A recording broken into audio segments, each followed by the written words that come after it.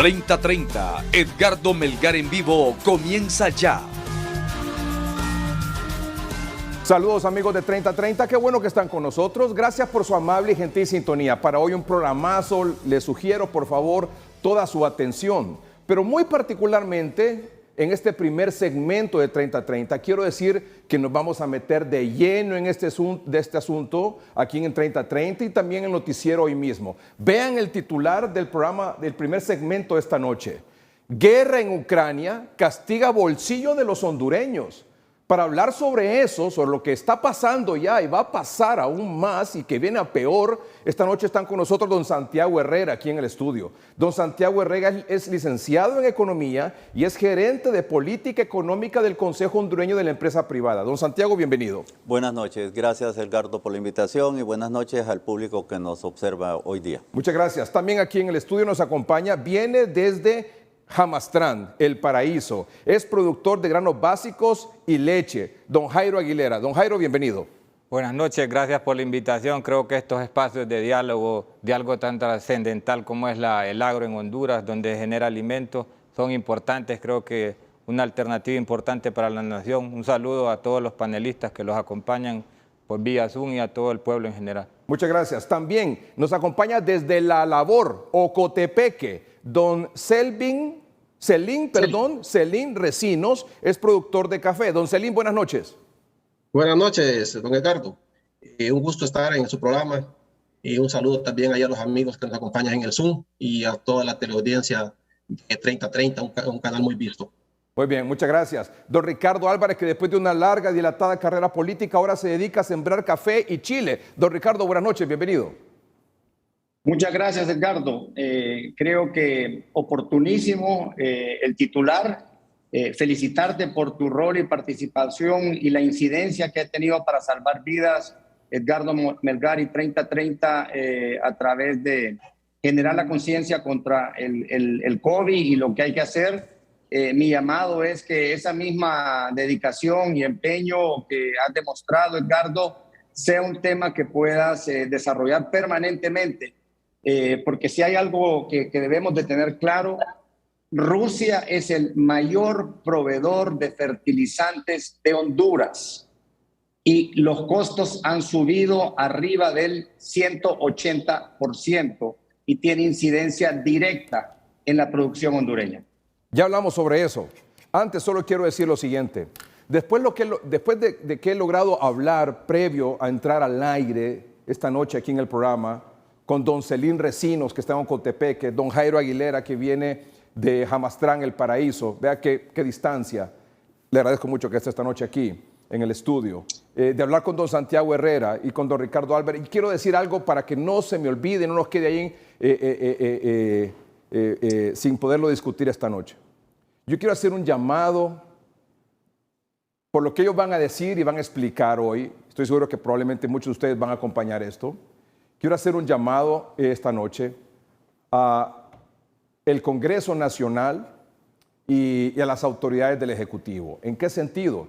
Con todo respeto le digo al presidente del Congreso Nacional, don Luis Redondo, don Luis, por favor, integre una comisión lo más pronto posible con conocedores del tema agrícola, de todos los partidos políticos, para que se reúnan con todos los sectores, pero lo más pronto posible, para que ellos le expliquen lo que está pasando ahora mismo en el campo, los problemas que tienen producto de la pandemia, que apenas estamos enfrentando una recuperación económica en el sector agrícola, pero que también puedan conocer los riesgos que ya se están viniendo y que estamos enfrentando apenas por el tema de la guerra en Ucrania.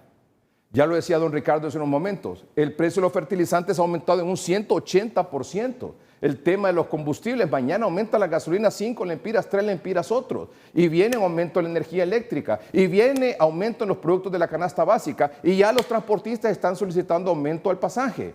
Ojo con eso.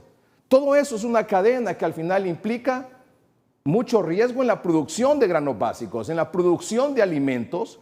Eso significa que baja la producción de alimentos y la poca producción aumenta de precio. Y esto puede al final de la cadena provocar una hambruna en Honduras.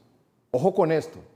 Entonces, respetuosamente yo le pido al presidente del Congreso Nacional, don Luis Redondo, que integre una comisión. ¿Por qué? Porque es muy probable, y lo va a decir hoy don Santiago Ruiz en una presentación que tiene, que se deben tomar algunas medidas. Algunas pueden ser vía ejecutivo, poder ejecutivo, otras pueden ser vía legislativo, pero que nos adelantemos, que todo lo que está pasando allá y todo lo que se puede desencadenar por esta guerra no nos agarre desprevenidos y no nos agarre por sorpresa. Así que adelantémonos, así como siempre les he pedido, adelantémonos al COVID con medidas importantes para que no nos sorprenda. Lo mismo es con este tema. Y nos vamos a involucrar y vamos a apoyar las medidas que se tengan que apoyar y que se estén tomando para amortiguar los golpes producto de esta guerra en Ucrania. Atención con esto. Comenzamos aquí con don Jairo Aguilera. Antes de todo esto de la guerra, ¿cómo está la situación suya en el agro? Gracias, Edgardo. Creo que el agro es un tema trascendental, es la columna vertebral de la economía de este país. Somos un país agroforestal y esto del agro, este es el detonante, lo de la guerra, pero nosotros arrastramos problemas en el agro desde que se firmó el TLC, luego donde se perdió el extensionismo, dejamos de invertir en investigación, luego el problema de cambio climático, calentamiento global, el tema de la pandemia, cuando empezaron a crecer los costos del flete marítimo, que fue increíble, de $5.000 a $25.000.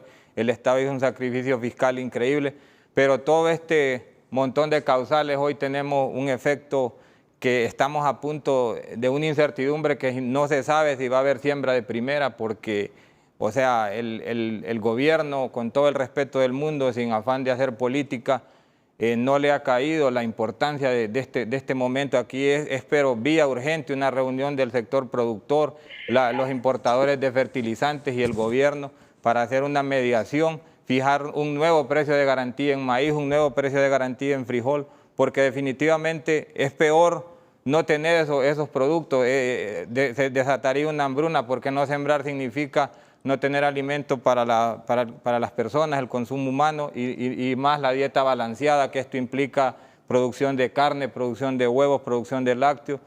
O sea, pararíamos la economía rural y esto es trascendental. Creo que el país tiene que visualizar lo que está pasando.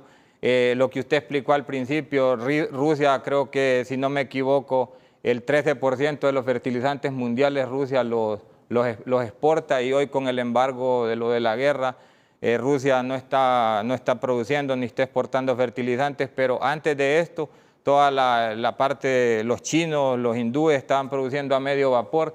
Desde antes de la guerra, la alza de insumos ya la teníamos encima el sector productor. Acordémoslo, estamos en pandemia, venimos de 2 tormentas, ha sido golpeado el sector productor. Hoy tenemos las unidades productivas embargadas con deudas en los bancos, con deudas en Banadesa, a punto de ser rematadas las unidades productivas. Y esto es un problema serio. Si se paran las unidades productivas, ¿qué nos espera? No haber producción, y el incentivo al agro debe de ser oportuno. ¿Cuál es su principal problema en este momento para producir con tranquilidad y con eficiencia? ¿Cuál es su principal problema, el principal obstáculo que usted tiene? Primero, tenemos que tener seguridad de que tenemos los fertilizantes en el país para lo que se avecina, que es la siembra de primera. Luego, tener una idea de a cómo vamos a comprar esos fertilizantes. Hoy con lo que han explicado del alza de precios en los fertilizantes, hoy tenemos un incremento en una manzana productiva entre 9.000 y 10.000 empiras por manzana productiva. Entonces, es necesario un ajuste de precios con las industrias de balanceados, con las industrias de harinas de consumo humano, y en el tema de frijol con el Instituto Hondureño de Mercadeo Agrícola. Pero todo esto va a tener un impacto en el consumidor final. Claro, porque usted está pidiendo un mejor precio para su producto. Es correcto. Y el que se lo compra, sí, se lo va a trasladar al consumidor. Entonces ahí es donde tiene que entrar la mediación del gobierno. ¿Qué va a hacer con las industrias, por ejemplo, de harina, que van a aumentar el precio de la harina? Pero es imposible que el sector productor siga sembrando sin un precio de garantía asegurado, porque claro, lo usted explicó al inicio, incremento de combustibles, incremento de energía eléctrica, y todo esto son impactos directos en el productor. Entonces necesitamos ese acercamiento. Bueno, entiendo que la ministra de Agricultura ha tenido reuniones continuas en la región centroamericana, República Dominicana, para hacer una mancomunidad de esfuerzos a nivel de todos los países para solventar este tema, pero no ha habido un pronunciamiento oficial del gobierno y eso lo genera incertidumbre como productores. Muy bien. Vamos con don Celín Recinos, productor de café. Explíquenos su situación en este momento y el temor por lo que se puede venir o lo que ya se está viendo. Bueno, yo creo que la crisis no solamente es con la cuestión de la guerra. Creo que la crisis cafetalera ha venido desde años atrás. Pongamos ETA y IOTA, los huracanes pues afectaron grandemente el sector productivo del café, plantaciones que se perdieron, baja en la producción, nos tocó renovar fincas, recepar, nos tocó que hacer nuevas plantaciones y esto pues nos genera un costo más grande. Luego, la cuestión de la crisis marítima también nos afectó grandemente porque no había cómo importar y exportar el café. Creo que como le repito, no solamente es una crisis de la guerra, claro, ¿verdad? Acordémonos que con esto de 21 días o 22 días de guerra, el mercado se ha venido 35 de 30 a 35 dólares abajo del mercado. Creemos que cuando creíamos que iba a estar mejor la situación nuestra, pues se nos empeora, pero gracias a Dios nos apasiona producir café. En nuestro sector contamos con una cooperativa grande que es nuestra cooperativa Cocafelol, de cual soy socio, y Ricardo Álvarez, que también en su momento le apostó en su gobierno al café, nos ha venido apoyando y pues agradecerle a Roberto y a Ricardo esto, pero creo que hace falta más interés de la parte gubernamental, que creo que debería el gobierno interesarse más, reactivar los laboratorios de semillas, el ICAFE debería jugar un papel muy importante en reactivar todo esto, porque prácticamente sembrar café no solamente en una pizarra es bonito, pero estar haciendo las cosas es más difícil. Creo que el Fondo Cafetero debería también interesarse imagínense, Edgardo, que años atrás tuvimos una crisis grande con el sector de carreteras. No podíamos accesar a recolectar nuestro café porque la red vial no pavimentada estaba malísima. Entonces, creo que esto no puede estar pasando en el sector café. Creo que debemos de tomar medidas grandes. El gobierno tiene que interesarse más, involucrar más al ICAFE, a Procafé, Fondo Cafetero, despolitizar completamente esos entes que rigen el sector café. Ahora, don Celín, le pregunto y sea contundente en su respuesta. ¿Se mantiene, ha aumentado o ha disminuido la exportación de café de Honduras al exterior? En este momento, por todas las crisis que se vinieron antes, hay una crisis grande, va a bajar las exportaciones. Creo que voy a dar por mi departamento, de 600,000 quintales que se exportaron el año pasado, digamos, ahorita vamos a 400,000 quintales. ¿Cuánto, amigo? ¿De 600,000? 400,000 en este año. Muy bien. Don Ricardo Álvarez, resúmanos usted esta situación de ambos casos. Mira, yo la verdad que lo que quisiera, Edgardo, en base al tiempo que tenemos, y bien lo ha mencionado Jairo y Celín, la crisis marítima terrestre que incrementó los costos de importación de todo, el problema de ETA y IOTA, la situación de la pandemia y ahora la guerra de Rusia que se convierte en una tercera guerra mundial económica que va a traer serias consecuencias y por eso no puedo dejar de reconocer, tengo entendido que la ministra de la SAC, doña Laura Suazo, con instrucciones de la presidenta Xiomara Castro, ha empezado a convocar a los diferentes sectores. Creo que ese es muy importante paso, pero hoy quisiera que los cuatro que estamos aquí, y quiero comenzar en este momento de la necesidad de crear un plan de contingencia que garantice la producción agraria y la estabilidad económica de los productores. Un plan de contingencia que garantice la producción agraria y la estabilidad económica de los productores. Porque lo importante aquí, quiero que quede claro, que ante una situación excepcional que está viviendo el mundo y que afecta a Honduras, requiere de medidas excepcionales. Y para eso tengo una serie de propuestas de inmediato, de corto plazo, que puedo delinear en un momento para luego hablarlas de mediano plazo. Y creo que lo decía con muchísima claridad Jairo. Lo más importante en este momento es garantizar el abastecimiento de fertilizantes. Y tengo entendido que los importadores tienen para el 60% de este año. Número uno, eso es fundamental, tener las garantías de abastecimiento, porque eso le permite al productor la seguridad que va a poder ir a sembrar y que va a tener el fertilizante. Dos, un pacto con el tema del precio, y para eso se requiere un subsidio del Estado. No hay otra manera. Ya subsidiaron el combustible con 10 lempiras, ya subsidiaron energía eléctrica para los de abajo de 150 kilovatios. Hoy se requiere un subsidio al fertilizante y a otros insumos que nos garantice que el precio va a estar obviamente estable. Y puedo decir dos más: el refinanciamiento o readecuación de la deuda de todo el sector productivo, caso por caso, que demuestren que a consecuencia de la situación que se vive en este momento, se les permite una readecuación o un refinanciamiento, y ese llamado que hizo usted al Congreso o un reglamento dentro del Banprovi. En este momento, todo lo que es agrocrédito no se permite readecuar ni refinanciar, y hay momentos excepcionales, hay que tomar medidas excepcionales. Obviamente voy a estar de acuerdo con el tema de investigación, de asesoría técnica y lograr ese gran pacto con la agroindustria para que el que siembre sepa a qué precio va a poder venderlo. Don Santiago, ¿cómo ve la situación? Bueno, buenas noches a todos de nuevo. Gracias a los panelistas por todo lo que han adelantado. La economía global, para poner en contexto la situación, ¿verdad? La economía global se está viendo afectada por esta crisis, que ya es un arrastre de lo que traíamos de la pandemia. Sí. La pandemia no ha terminado.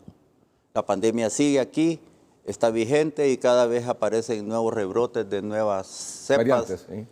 Y eso nos mantiene en el problema. Venimos de 2 años de pandemia. Durante 19 meses, el IMAE, el Índice Mensual de Actividad Económica del Sector Agro, se mantuvo negativo. 19 meses. Por primera vez en el mes anterior tenemos un pequeño levante de 0.6%, nada, en la práctica, por producto de la pandemia y producto de los ETA y IOTA y de todos los problemas que ustedes han venido mencionando. La economía mundial va a sentir esta crisis. Por cada 10% de incremento del precio del petróleo en los mercados mundiales se pierde 0.10 de PIB. Ya creció 100% el petróleo, ya perdimos un 1% del PIB. ¿Qué significa eso? Que si usted esperaba crecer al 3,5%, como se esperaba en Honduras, entre 3,5 y 4, ya perdimos 1 en este año. Si la crisis se extiende, va a ser más severo. ¿Qué pasa? Importamos el 45% de la urea, por ejemplo, de los agroquímicos de Rusia. Los nitrogenados. De eso, más del 60% es urea, el 41% son minerales y otras cosas. ¿Y qué pasa con la urea? Probablemente las plantas estén produciendo o no están produciendo, no sabemos. El 85% de la urea es gas natural, pero el gas natural está disparado al igual que el petróleo. Y suponiendo que existiera la urea allá, ¿cómo la traemos? El 15% de los marinos del mundo son ucranianos o rusos. Tienen problemas de pasaporte y los barcos están complicados. Las cadenas de suministro se complican. Y por otro lado, si aún tuviéramos la producción y tuviéramos el barco, ¿cómo le pagamos? ¿Con qué banco? Si el SWIFT y todos los sistemas de pago internacionales para Rusia están bloqueados. O en el caso de los cafetaleros que han abierto ese mercado de Ucrania y de ¿Rusia? De Rusia, han exportado 80,000 quintales para Rusia y se estima que se pudieron haber exportado 40,000 quintales a Ucrania. Son 15, 16 millones de dólares, pero ahorita ya les están diciendo a los exportadores, hey, alto, no hay barco. 2, no te van a pagar. ¿Cómo te van a pagar si tiene que pasar, los recursos tienen que pasar por el sistema financiero? Entonces el bloqueo hace que la crisis se incremente. Nosotros no importamos ni maíz ni trigo de esos países que producen el 29% de la producción mundial. Sin embargo, los precios del trigo y del maíz se han disparado hacia arriba, la soya se está disparando y todos los insumos se están disparando, más el tema de los fletes. porque los barcos siguen retrasados, más del 92% de los barcos tienen retraso, los fletes se han incrementado entre 150 y 250%, y eso incrementa el costo unitario de los productos que estamos trayendo. Entonces es un problema general que tiene una especie de triple impacto. La inflación, señores. La inflación es el impuesto más grosero que puede recibir la gente, porque eso significa reducir su poder adquisitivo y empobrecerse. 2, la caída de la actividad económica cuando empezábamos a recuperarnos. El año pasado crecimos 11,5, pero versus una caída del 9 en 2020. Eso en términos reales de reactivación no representó ni el 1.5%. Y entonces ahora que esperábamos hoy sí empezar a crecer de manera real, positiva, tenemos que sentir otra vez esta presión hacia la baja, y quiere decir que la recuperación prevista al 2023, 2024 ahora se puede extender al 2025 y 2026, cuando tenemos el 70% de la gente pobre y más del 50% de la gente extremadamente pobre. Y los países más en desarrollo, más pobres, y la gente más pobre son los más vulnerables y los que más van a sentir los efectos de la crisis. Entonces, por supuesto que el tema del que han abordado ustedes de la seguridad agroalimentaria bajo el entorno que tenemos impone varias cosas. Una de ellas, la FAO se va a reunir esta semana para delimitar una especie de programa mundial para atender los temas de los agroquímicos y todas estas cosas. En segundo lugar, el gobierno, por la ministra de la Agricultura, convocó la semana pasada a todos los actores, y efectivamente lo que decía don Ricardo es cierto. Tenemos 500,000 toneladas en el país de inventario de fertilizantes. Eso representa el 60% del consumo nacional del año. O sea, esa es para atender el primer ciclo. Sí. Se supone que las lluvias están previstas que no van a caer tan temprano, o sea, no van a caer ni en abril ni en mayo. Eso da chance como para atender esta primera parte. Pero hay otras acciones que tenemos que tomar, porque en el segundo ciclo de cosecha podríamos no tener fertilizantes. ¿Y eso significa qué? ¿Qué hacemos con eso? Sí. Tenemos que acudir a los orgánicos, en primer lugar, que tienen una menor dependencia de los agroquímicos. Tal vez lo que dice don Ricardo, en el corto plazo una especie de subsidio al precio del fertilizante es lo que hacen todos los países del mundo. No es que nos estamos inventando el agua caliente. Urgente, la SAC, a través del Zamorano, del CURLA, de la FIA, tienen que empezar a hacer análisis de suelo. Hubo un proyecto que solo se hicieron como 2,000 análisis. Los territorios para la siembra están sobresaturados de fosfatos. Sí.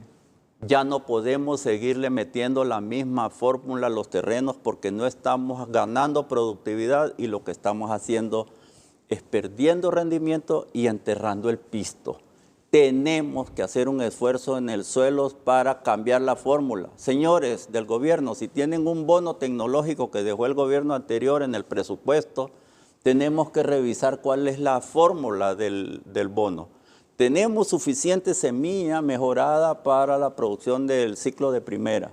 Sí lo tenemos, el 60% del año. Yo creo que la primera está como garantizada, pero ya para la segunda, la postrera, vamos a tener que hacer cosas. Ajá, y eso es lo que usted está refiriéndose específicamente al tema de la comida. De la comida. Estamos hablando de la comida. Y de las exportaciones.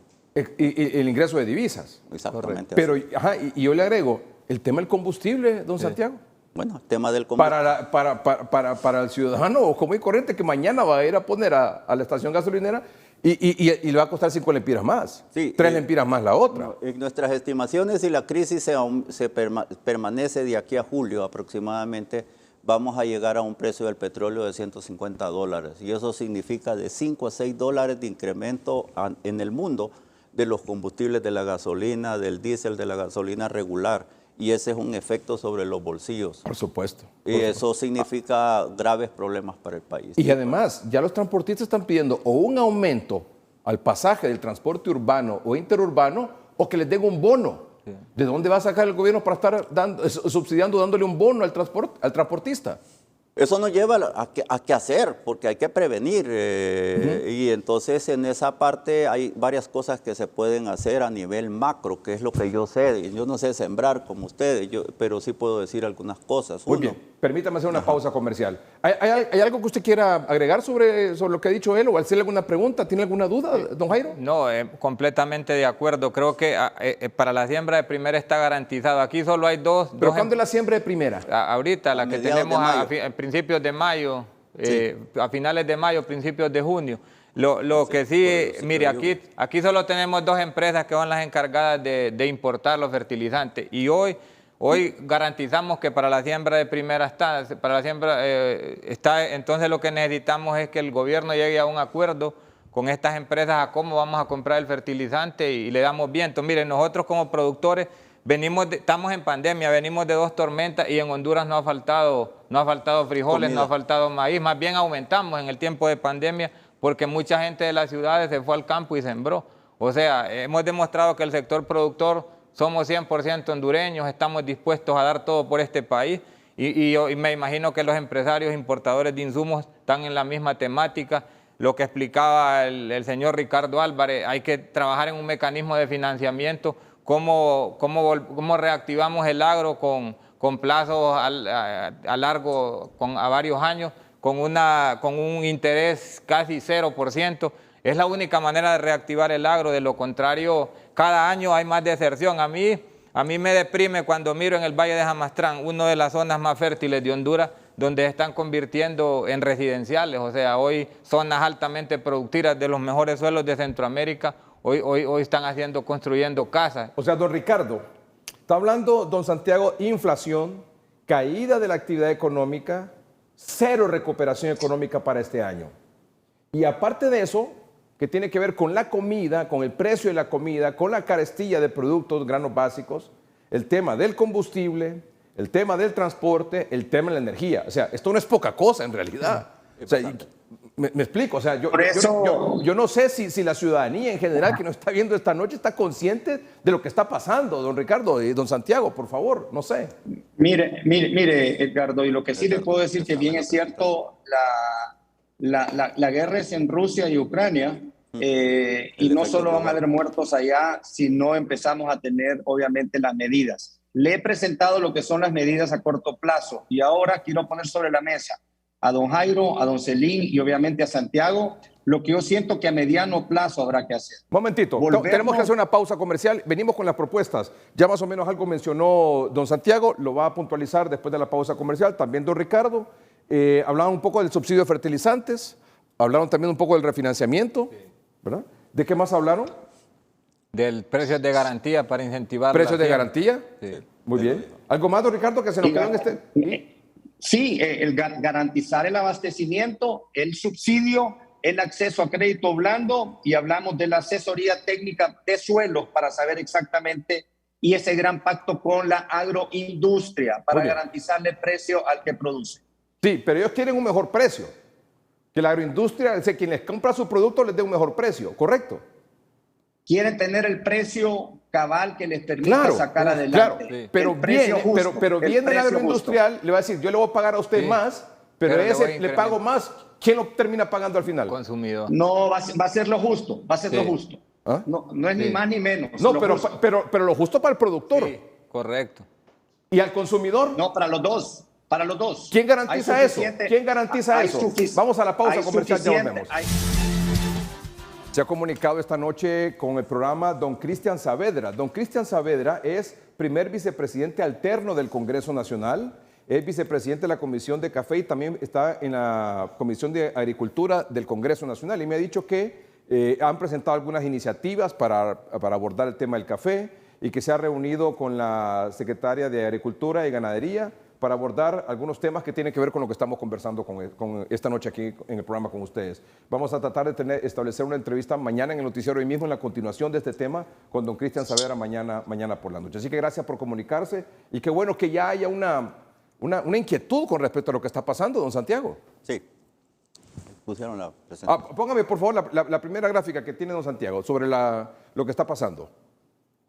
O lo que podría pasar. Aquí está. Muy bien. Póngame a pantalla completa para que se pueda leer bien por todos. y luego la vamos discutiendo. Gracias. Por favor. Ok. Vea, el precio del petróleo, ya lo dijo usted, impacta en todo, impacta en los costos, impacta en el transporte, impacta en el bolsillo de las personas, fuertemente como lo que estamos viviendo y mañana lo vamos a vivir severamente. El diésel sube 5.35 lempiras por galón. Momentito, ven aquí. ¿Diésel cuánto aumenta? 5.35. 5.35 el galón de diésel. Sí. Muy bien. Que es el combustible más utilizado, por ejemplo, por el transporte público y el transporte de carga. 5.35 el galón. El galón. El diésel. Sí, mañana. ¿Y qué otro sube mañana? Gasolina super, gasolina regular. Para la producción. La es super y el la regular. Sí. Muy Lo bien. ¿Qué segundo, me decía, don Jairo? No, a él le digo que para la producción el diésel es el combustible más utilizado. Claro. más bien. O sea que los costos de producción para usted, don Jairo. O sea, para arriba. toda Y la también maquinaria eso agrícola. pega en puro el diésel. costo de la energía, Sí. porque 1/3 de la demanda nacional es abastecido con energía generada con búnker. Y eso es fuerte. Don Celín, don El Ricardo. transporte de carga para mover ese café de los beneficios de las exportadoras, en este caso nuestro, la cooperativa se transporta en contenedor, en rastras, y eso significa llevar a puerto un costo elevado. Claro. Bueno, y Creo que además el precio del petróleo, Sí. como ya vimos, nos pega en la urea y nos pega en todos los demás productos fertilizantes que nos golpean fuertemente. Segundo, correcto, porque- generación de inflación. Póngame inflación, la pantalla completa de nuevo. como dijimos, inflación es el impuesto más grosero que puede tener el pueblo, y el pueblo hondureño lo sufre, y sobre todo el pueblo, la gente más vulnerable, los de más bajos ingresos. La inflación, ¿qué significa la inflación? Que Aumento, suben los precios. no suben los salarios y por lo tanto el poder adquisitivo, el dinero que yo tengo para poder comprar la comida que necesito para la casa, me rinde menos. Todas las economías necesitan inflación. Todas las economías necesitan inflación. Sobre todo, por ejemplo, el año pasado crecimos al 11,5 y la inflación fue 5.32. Regular, normal, no lo sentimos. Pero ahorita, hoy, la inflación creció en el último mes 6.37 interanual. La de los Estados Unidos, un récord desde el 2014, 7.9. Y nosotros somos una economía pequeña, abierta y expuesta a los choques externos. Así que si nuestros principales socios comerciales están sufriendo inflación, nosotros también lo vamos a sufrir. Nosotros importamos arroz, importamos maíz, importamos trigo, importamos medicamentos, importamos combustibles. Todo lo vamos a sentir. Y eso no es algo que podamos evitar fácilmente. En tercer lugar, la cotización del trigo. Bueno, trigo, no es porque lo vamos a importar de Ucrania ni nada, no, es porque el trigo subió de precio. El 10% en el corto plazo y podía subir al 60% en el mediano plazo. ¿Y eso qué significa? El pan más caro, los espaguetis más caros y la baleada más cara. Momentito, don Santiago, que no me lo diga así tan rápido, ¿verdad? Porque tenemos que digerirlo, ¿verdad? Por favor. No, no lo vas a digerir, ¿cómo vas a comprar no, baleada? por eso. No vamos a digerir la baleada, ni el pan, ni los espaguetis. Tengo que dirigirla, ¿cómo es? Digerir la noticia, por favor. Digerir la noticia, de eso se trata. Mira, don Ricardo ahí solo se queda sorprendido de todo. Póngame. Sí, terrible. Así es. Ya lo vamos Es que esto lo que yo quiero es que todos abramos los ojos de lo que está pasando. Ojo con esto. Ojo con esto. Póngame la pantalla completa. Ahí lo que decía don Santiago. Aquí, en la esquina inferior izquierda, el alza en la cotización del trigo como un bien intermedio para producir otros productos como el pan, pastas y otros productos fabricados con harina. La Don baleada. Santiago, la baleada, el pan, los espaguetis, todo eso va para ¿Y arriba. qué es lo que come el pueblo? Pan, tortillas de harina, come espaguetis, no come carne, o sea, muy escasamente come carne el pueblo, ¿verdad? Vamos a otras cosas que son menos sexys o tal vez más sexy. Los mercados de valores internacionales se colapsan. Hay una crisis internacional. Y eso nos lleva a los riesgos soberanos. Todos los países van a sufrir un deterioro en sus riesgos soberanos y Honduras ya lo está viviendo desde antes de la guerra. Fíjese usted. Un riesgo soberano, ¿qué es eso? El riesgo soberano es cómo catalogan los mercados internacionales los títulos que emiten los gobiernos y cómo catalogan los recursos financieros a los que acceden o pretenden acceder los bancos comerciales. Entonces eso encarece el dinero en los mercados internacionales. Fíjese bien, ¿Cuánto nos cuesta el dinero de un país? Cuesta un riesgo prime, que es la tasa básica, que más o menos han dado por el orden de los 2.32, más el riesgo de país. Por ejemplo, Venezuela tiene un riesgo de 615%. El 1 de enero, Honduras tenía un riesgo de 2.99. ¿Ya? Con el discurso de toma de posesión de doña Xiomara, el ENVI, se llama eso, el riesgo, se disparó. Y con el discurso del informe de doña Rixi Moncada, se disparó. Y hoy, al 1 de marzo, teníamos un riesgo soberano de 7.34. Se había disparado más del 4% en menos de un mes. Y eso, si sumamos 7 más 2, quiere decir que si queremos ir a los mercados internacionales de dinero como país, tenemos que andar arriba del 10%, lo cual es impagable. Cuando ya el servicio de la deuda de Honduras representa 52.000 millones, que es casi la mitad de los ingresos tributarios del país. Entonces, eso es muy difícil. No solo hay que actuar bien, sino hay que decirlo bien.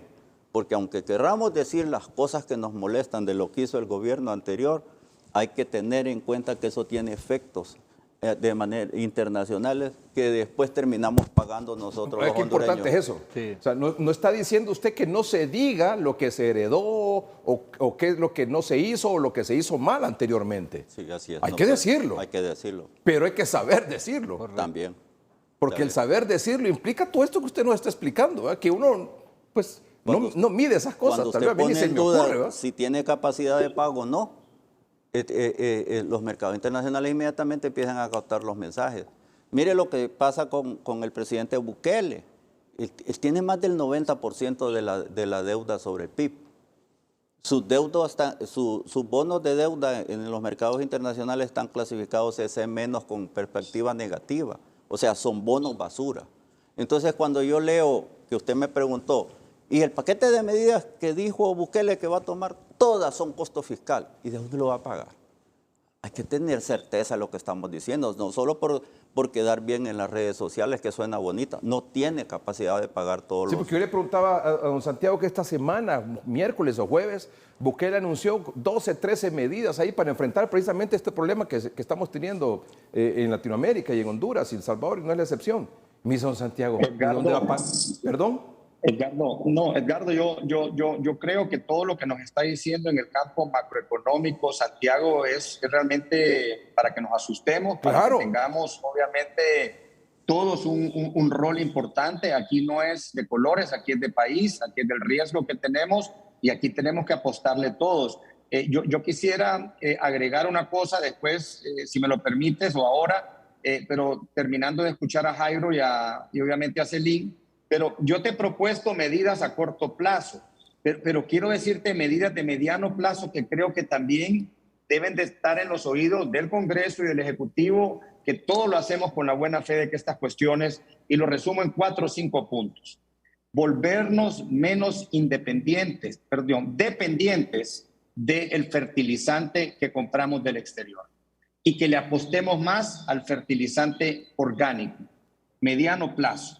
Número 2, un gran movimiento de los productores pequeños y medianos del país a asociarse. Si siguen solos, no van para ningún lado. Número 3, un nuevo modelo agrícola. Y quiero poner un ejemplo. Un ejemplo es siembra soya. Y ahí tal vez me puede aclarar Jairo. Si uno siembra en la primera maíz, pero en la postrera siembra soya, vamos a nitrogenar como nunca antes el suelo del que ha sembrado maíz, y en el siguiente invierno va a requerir menos fertilizante y vamos a gastar menos en fertilizante. Y cuarto, el valor agregado, y con Jairo lo escuché, o creo que lo dijo también Iselín, el valor agregado. Al momento que yo digo que debe de asociarse los productores, estoy hablando de un nuevo modelo agrícola, siembra soya.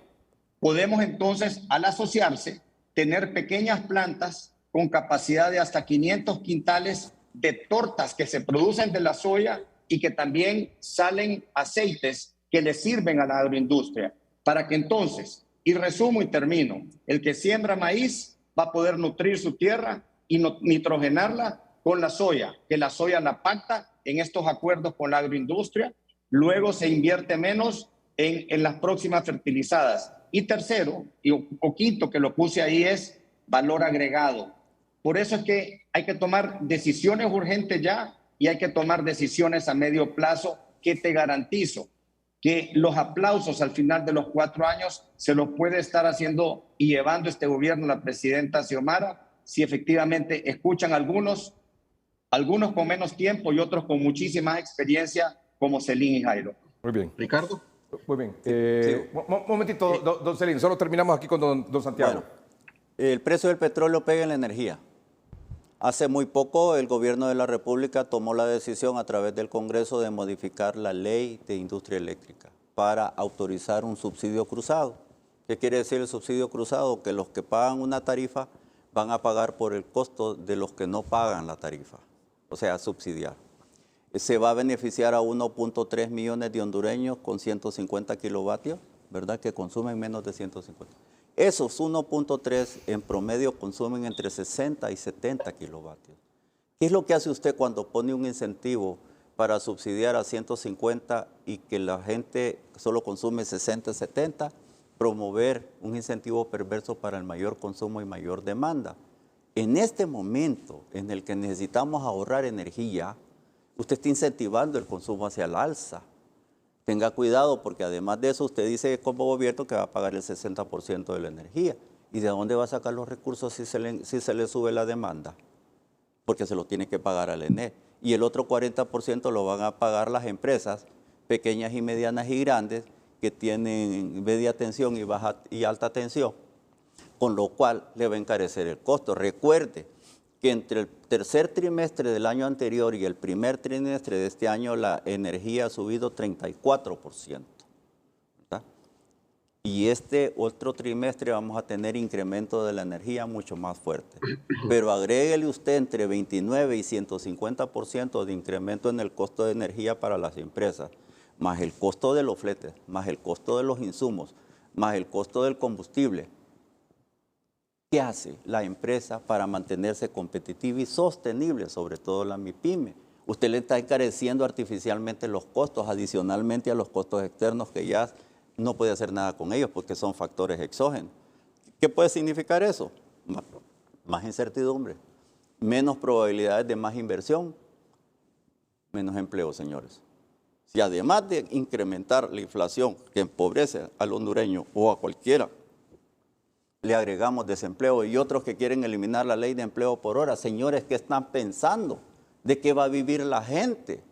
Tenemos que tener cuidado. El marco de políticas tiene que ser un ente integrado, coherente, porque si no, entonces aflojamos por acá y apretamos por acá. Y eso causa desequilibrios, porque los principios deben ser totalmente transparentes y equidad. Si no hacemos eso, estamos creando desbalances o desequilibrios en la economía. ¿Cuál es mi gran conclusión de esto? Póngame la conclusión ahí, don Santiago, por favor. Estamos ya cerrando el segmento de 30-30. El alza de los precios de los combustibles, los alimentos, los insumos y los fletes causa inflación. La inflación es el impuesto más grosero que puede sufrir un pueblo. Además, esto provoca que se agrega a lo que ya venimos viviendo de la pandemia, una especie de un riesgo de estanflación. ¿Qué quiere decir estanflación en términos reales? Que la economía baja su ritmo de actividad, pero aumenta la inflación más alto que lo que crece la economía. Si la economía va a crecer, pensábamos que iba a crecer al 3,5% y ahora creemos que va a crecer al 2,5%, y si le agregamos una inflación de 6, 7 u 8%, estamos literalmente reduciendo la capacidad adquisitiva de la gente, empobreciendo a la gente. Y entonces eso nos lleva a que hay consecuencias económicas, riesgos, como dije antes, inflación, baja actividad económica, incertidumbre, menos inversión, menos empleo, más pobreza. Eso es lo que significa eso. ¿Qué hacemos? Aquí habría que entonces que hacer un poco de cosas que yo le podría sugerir. Lo primero, y no me las estoy inventando, perdón, estoy leyendo el reporte que tiró el Banco Mundial ayer. Uno, fortalecer las reservas monetarias. Cuando el gobierno toma la decisión de agarrar en parte de las reservas para prestar 19.000 millones al gobierno de la República, del Banco Central, usted está pegándole a las reservas, está pegándole a la demanda, porque cuando la liquidez aumenta en las manos de la gente, demanda más bienes nacionales y demanda más bienes importados. Tenemos una demanda en este momento de 90 millones de dólares diarios. Y el Banco Central no está interviniendo y por lo tanto todos los días está dejando una demanda insatisfecha. ¿Y eso qué produce? Más devaluación. Segundo, mejorar el monitoreo de los riesgos financieros. Ya decía hace un momento, señores, cuando abramos la boca tengamos cuidado porque todos estamos siendo observados. Pronto me imagino va a venir el Fondo Monetario, pronto va a venir Standard & Poor's, pronto va a venir Moody's y nos va a validar si la deuda de nosotros es sostenible o no. Y nos va a calificar el riesgo soberano y en tal caso, entonces van a decir, ay, pero deterioramos el nivel de riesgo. Y eso es peligroso para el país porque encarece los recursos y hace más difícil la inversión. En tercer lugar, tenemos que fortalecer las políticas macroprudenciales. ¿Qué quiere decir eso? Señores, no podemos seguir gastando al mismo ritmo. La calidad del gasto tiene que mejorarse y tiene que enfocarse. Los marcos de protección social para la población vulnerable es clave. Por ahí salió una diputada proponiendo en el Congreso un proyecto de ley para eliminar la ley marco de protección social. ¿Cómo se le ocurre? ¿Cómo se le ocurre proponer una cosa como esa? Cuando estamos cotizando más para enfermedad y maternidad y aún así no es suficiente el seguro. ¿Cómo se le ocurre proponer eso cuando estamos tratando de fortalecer las reservas de previsión social para que tengamos asegurado en el largo plazo un retiro digno? Cuando tenemos las reservas laborales guardadas ahí en el RAP. Tengamos cuidado con esas propuestas. Yo sé que están ávidos de proponer las cosas, pero hay que tener cuidado con lo que estamos haciendo. Hay que reformular el presupuesto necesariamente. Hay que racionalizar el gasto. Dice el Banco Mundial, eliminar las ineficiencias del gasto para que lo que quede lo podamos destinar ya sea para inversión pública porque genera empleo rápidamente o ya sea para fortalecer los programas de acción social que protegen a los más vulnerables, como por ejemplo algunas cosas como lo que usted decía, bueno, si subsidian la energía, ¿por qué no subsidian los fertilizantes? Y ahorro energético. Solo cuando hay precios altos de petróleo aquí hablamos de ahorro. No hablamos de ahorro energético cuando tenemos abundancia, pero cuando los combustibles están caros y cuando la energía está cara, hay que ahorrar. Esto debe ser un efecto sistemático, permanente. Tenemos que empezar a cambiar las lámparas LED, tenemos que empezar a cambiar los equipos ineficientes que gastan demasiada energía, porque cada vez que compramos 100 en la ENE, perdemos 38 por las pérdidas. La ENE no puede recuperar el 100 de lo que compra, por eso tiene sus agujeros financieros insostenibles en sus finanzas, que es un riesgo fiscal muy fuerte para el país. Y los organismos internacionales, aunque lo habían hecho en el 2020, señores, tienen que volver a repensar sus formas de cooperación. Por supuesto, todos los países con la pandemia elevaron sus niveles de deuda, todos, y Honduras no fue la excepción. Estamos llegando arriba del 50% de la deuda y el servicio financiero es demasiado elevado. Tiene que haber un programa de alivio de deuda, si no nos salimos del hoyo. Y segundo, probablemente los países van a necesitar recursos de apoyo presupuestario para sufragar algunas de las cosas que son más relevantes, pero ojalá que no sea para más sueldos ni para más gasto corriente, que sirva para hacer cosas productivas como las que están sugiriendo ustedes, que valgan la pena, que sean sostenibles. Eso es lo que yo pudiera decir. Bueno, Dios mío. Estamos en catástrofe sobre catástrofe, ¿verdad? Bueno, uno quisiera mandar un mensaje de esperanza. Y la esperanza es el gobierno no debe estar solo ni está solo. Aquí hay actores, el sector privado, la sociedad civil, los otros medios, actores, estamos los aquí medios, empujando, que tenemos que tener una estos idea temas, claro. de que si ya estábamos en crisis y si ya este gobierno estaba recibiendo un país en crisis, tiene que hablar con los demás actores, pero hablar muy francamente, muy sinceramente, pero con el ánimo de alcanzar consensos y promover ideas o políticas que tengan beneficio para la gente. No estamos solos. Segundo, estas medidas que yo recomendaba hace un momento, que no me las inventé yo, en parte las tomé del Banco Mundial, es porque son prudenciales, es para anticipar una mayor crisis. Hay que hacerlo desde ya, tiene que hacerse de manera responsable, tiene que hacerse de manera oportuna y tiene que hacerse de manera valiente. No estamos en campaña en este momento, dentro de 4 años vamos a estar en campaña. Ahorita hay que tomar de medidas dramáticas que son importantes para la recuperación sana de la economía y para evitar que esta crisis que hoy nos impone la guerra de Rusia y Ucrania nos impacte todavía más de lo severo que ya teníamos la situación del país. Usted que nos ha visto esta noche, público, amables televidentes, que no conocíamos toda esta situación que estamos viviendo, que está viviendo estos sectores, estos gremios, y todas las consecuencias que uno, impensable de todo esto, que uno lo mira, eso es allá, y solo vemos en las redes sociales que las fotografías, que los videos, que esto, que lo otro, que las atrocidades que están ocurriendo allá, y que unos toman parte por uno, otros toman parte por otro. Mire, aquí es de tomar parte ahorita por Honduras. Usted puede, amable televidente, si es del gobierno, del anterior, de quien sea, puede estar más o menos de acuerdo con lo que aquí se ha dicho, con las propuestas que aquí se han hecho, con los datos que aquí se han ofrecido, con las estadísticas y los problemas que aquí se han planteado. Puede estar de acuerdo más o menos, pero lo que sí estamos de acuerdo todos, ustedes y nosotros, es que realmente hay un problema muy serio que estamos atravesando ahora y que esto se va a complicar mucho más. Y en lo que sí debemos estar todos de acuerdo es que lo que decía don Santiago, son medidas inmediatas, oportunas y valientes, ¿verdad? Consensuadas, ¿verdad? Claro. Consensuadas.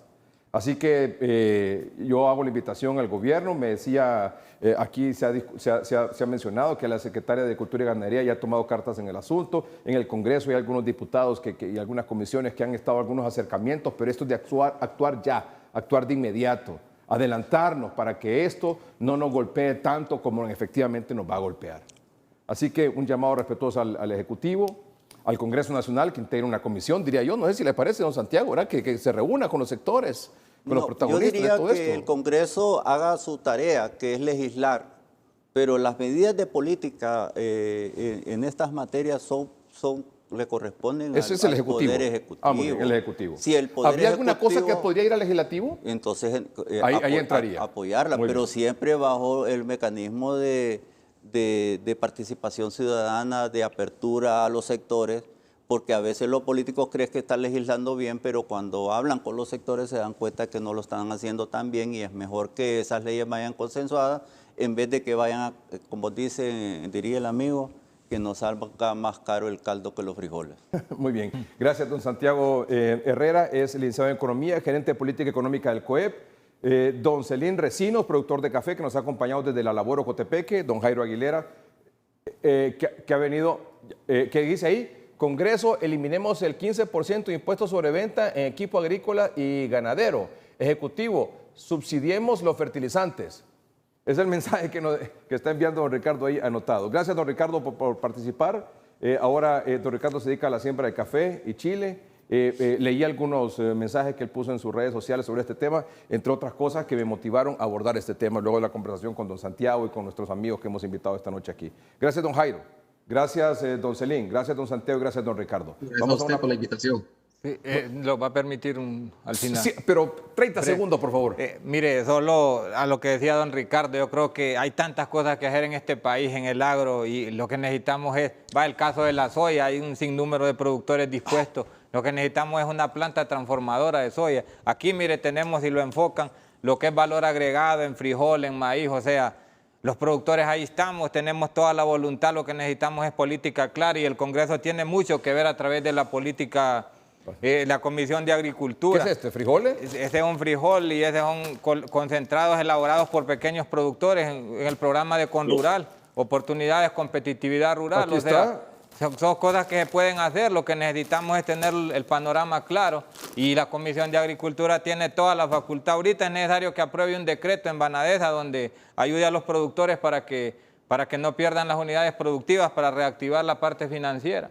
Entonces yo creo que que estamos a tiempo todavía. Es un problema mundial, que no se les olvide, no solo es de Honduras, no es que vamos a ir a otro lugar a traer alimentos.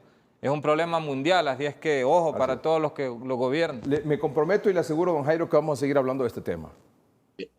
Don Ricardo. Sí, rapidito, don Celín, por favor. Sí, nada más nosotros aquí en nuestra cooperativa, de repente nos apoyen más con una planta de abono orgánico, ya contamos con, pero no más empíricamente, pero que también el gobierno pueda apoyarnos para procesar abonos orgánicos, como decía don Ricardo Álvarez, y más que todo también decir a nuestra presidenta que nos apoye a través de Banpro en refinanciar nuestros créditos para que el sector café no vaya más abajo. Sabemos que somos el rubro que más divisa le genera al país, y así que no nos descuiden, que vamos a seguir produciendo café, que es lo que nos apasiona. Muy bien. Y de antemano le digo también a usted que ojalá que nos pueda acompañar aquí en la labor, visite la cooperativa para que vea que somos un modelo bonito de cooperativismo y que apoyamos a los pequeños productores.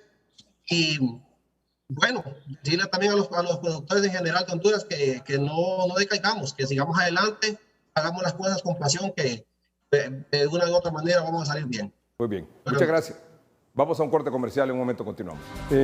Hay muchos amables televidentes, algunos diputados, otros analistas, otros buenos amigos que quisieron participar en el programa. Lamento mucho no haberles dado oportunidad por razones de tiempo, usted sabe, pero este es un tema que estamos abriendo aquí en el programa, encendiendo el foco de la alerta de esta situación. Y vamos a tener oportunidad a partir de mañana en el noticiero hoy mismo, probablemente el otro domingo también, de darle seguimiento y darle continuidad sobre lo que se está haciendo, sobre lo que se debe hacer, sobre todas estas actividades que se pueden desarrollar tanto desde el Ejecutivo, el Legislativo y los distintos sectores que están involucrados en este tema para amortiguar un poco el golpe de todo esto de lo que se viene, ¿verdad? Este es un asunto que tenemos que tiene que concitar, que tenemos que reunirnos todos de buena fe porque el beneficio y el perjuicio al final de todo esto va a ser para el pueblo hondureño. Bueno, doctor Omar Videa, hay otro tema suma. Aquí sí que nos salimos de una para entrar a otra. Doctor Omar Videa, buenas noches. Muy buenas noches, licenciado Edgardo Melgar, de la audiencia de 3030. Sin duda alguna, un problema más, ¿no? Seguimos a nivel mundial y el tema de la pandemia de COVID-19 no para. Bueno, pero aquí vamos, doctor, aquí vamos nosotros. Aquí se presentan los problemas, pero también se presentan las soluciones. Ojo, ¿verdad? Que aquí no solo venimos a cuestionar, a señalar, sino que también a proponer. Bueno, el tema de hoy, cuarta dosis. Mire, por ejemplo, vea esta gráfica, póngame la full pantalla porque ahí está, muy bien. Mire, esto es marzo 10. Marzo 10. La gráfica en verde, la línea verde, mire, todas para arriba. Netherlands, o sea, Holanda, Germany, Alemania, Grecia, Portugal, Reino Unido, Italia, solo para mencionar algunos de los países de Europa cuyos casos van para arriba de nuevo, de manera impresionante. Es decir, la nueva ola en Europa ha comenzado. Ese es el titular sobre esta gráfica. La nueva ola en Europa ha comenzado. Doctor Videa. Sí, hemos visto cómo estos países habían tenido en el mes de diciembre y enero la oleada por Omicron y ahora están viviendo un ascenso en los casos 2 meses después, ya considerados con la variante BA.2. Y eso es lo que se espera para América en el siguiente mes, porque hay como una pausa, por llamar así, de 2 meses. O sea, ellos tuvieron la oleada primero y como usted bien lo ha dicho, ojo, que lo que ocurre en el viejo continente o en Asia, 2 meses después está ocurriendo en Honduras. O sea, que esto lo podemos comenzar a ver aquí en Honduras en abril, mayo, doctor. Así es, y hay elementos tan importantes como el que usted ha mencionado. Estos países, recuerde también el tema de la vacunación. En la gran mayoría andan con una cobertura de 3 dosis, pero que la pusieron aproximadamente entre el mes de agosto y el mes de octubre. Entonces hay un debilitamiento de la inmunidad artificial que siento que es una de las causales, más el aparecimiento de variantes con el aumento de los casos que estamos viendo en Europa. Y así lo refleja este científico en su texto de hace unas horas. Dice, este es un científico que le damos mucho seguimiento aquí en el programa. ¿Por qué está pasando esta situación en estos países de Europa? ¿Por qué están comenzando los ascensos de nuevo? Bueno, porque las medidas de mitigación se relajaron. Las medidas de mitigación se relajaron. Hay una mayor transmisión de BA.2, que es la subvariante de Omicron. Y además hay una disminución de la inmunidad producto de las vacunas. Entonces usted tiene ahí el relajamiento, la gente se vacuna y quita la mascarilla, la gente anda en fiestas, anda aquí, del timbo al tambo. Bueno, allá está pasando, aquí está pasando también. Mayor transmisión de BA.2, no estoy tan seguro que aquí tengamos ya esta subvariante. De hecho, el gobierno, la CESAL, mandó unas muestras a Panamá para confirmar que si tenemos o no esta variante, que es mucho más transmisible. No sabemos qué tan más grave puede ser, pero lo que sí nos dice es que es mucho más transmisible. Y lo otro es la disminución de la inmunidad producto de las vacunas. Y fíjense ustedes este estudio que le muestro a continuación. Con 3 dosis, las 3 dosis, ¿cuándo comienza a perder inmunidad? Si usted tiene las 3 dosis, ¿cuándo comienza usted a perder esa protección? Mire, de las 10 semanas en adelante, contra la BA.1, que es una subvariante de Omicron, la protección es del 49%. Y contra la BA.2 es del 46%. Doctor. Sí, entonces es evidente de que las vacunas no van a tener una inmunidad completa o permanente, sino que tenemos que estarnos reforzando. Y ese refuerzo implica la necesidad de medir los tiempos, y los tiempos nos los están dando los estudios. Y los estudios nos están estableciendo un intervalo de 4 meses desde la última aplicación, que en este caso ha sido la primera dosis de refuerzo. Y mire lo que le digo aquí. Un estudio recientemente publicado por el CDC de Atlanta. Ve el titular, por favor. Efecto de refuerzo de vacuna, es decir, de la tercera, contra el COVID-19, cae tras 4 meses. Es decir, después de 4 meses, el efecto del refuerzo de la vacuna cae 4 meses. ¿Qué pasó con la gráfica? Ah, está pegada. Bueno, póngamelo aquí entonces, papá. Ponga las pilas aquí. Mire. Este es un estudio que salió publicado en el CDC de Atlanta, en los CDC. Efecto de refuerzo de la vacuna contra COVID-19 cae tras 4 meses. Ojo con eso. Si usted ya tiene más de 3 meses, más de 4 meses, después de las 3 dosis, la inmunidad, la protección de la vacuna comienza a disminuir. Y mire lo que dijo hoy el CEO de Pfizer. Dice que la 4ª vacuna contra el COVID-19 es necesaria debido a la disminución de la inmunidad. Esto lo dijo hoy en un programa de entrevistas dominical de CBS. El CEO, el presidente, director de Pfizer, dice que la 4ª vacuna contra el COVID-19 es necesaria debido a la disminución, ahí está, de la inmunidad. El párrafo exacto dice lo siguiente. En este momento, la protección que obtienes de la tercera inyección es lo suficientemente buena, en realidad bastante buena para las hospitalizaciones y las muertes. No es tan buena contra las infecciones, pero no dura mucho tiempo. Doctor Videa. Una evidencia más de lo que hemos venido hablando, porque ese es un tema que lo empezamos a tocar hace aproximadamente 2 meses, desde los noticieros hoy mismo, el programa 3030, es el hacer la conciencia que esto no va a durar, que no va a durar de por vida y que hay un debilitamiento de los anticuerpos, principalmente en los adultos mayores, en las personas que tienen comorbilidades y en las personas que tienen alguna condición de inmunosupresión, de bajas defensas naturales. Es por eso que el 25 de octubre se puso por primera vez la tercera dosis o dosis de refuerzo en el país. Por ende, hay una población que ha superado ya los 4 meses y que con estos mensajes de lo que estamos viendo en el viejo continente y lo que está ocurriendo en Asia, es un mensaje para que nosotros nos preparemos con anticipación. ¿Y a qué me refiero de prepararse con anticipación? De comenzar a hacer los lineamientos y considerar seriamente la aplicación de la 4ª dosis o segunda dosis de refuerzo para los hondureños mayores de 60 años que ya han transcurrido 4 meses desde la aplicación de su última dosis, incluyendo los inmunosupresos y algunas condiciones de comorbilidades que deben de ser incluidas, como ya se está haciendo en Latinoamérica, en países como Chile, Argentina en este mes inicia también ese proceso, Perú, ya Panamá también lo ha anunciado y también tenemos países en Europa como Dinamarca, como Suecia, que han iniciado ya la aplicación de la 4ª dosis, incluido Israel, que fue el primer país.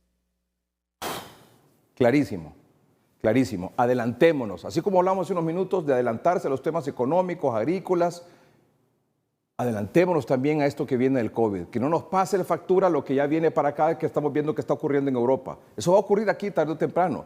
Es el círculo que hemos visto de cómo funciona este asunto. Adelantémonos y protejamos sobre todo a los adultos mayores. Ya volvemos. Omar Videa, gracias por acompañarnos esta noche. Ha sido claro y contundente. Anticipémonos, demos un paso adelante. Que no nos pille por sorpresa esta nueva BA.2 subvariante de Omicron, causando los estragos que está causando en Europa, sobre todo en los adultos mayores. Gracias, doctor Omar Videa. Gracias a ustedes por su atención. Buenas noches y que estén bien.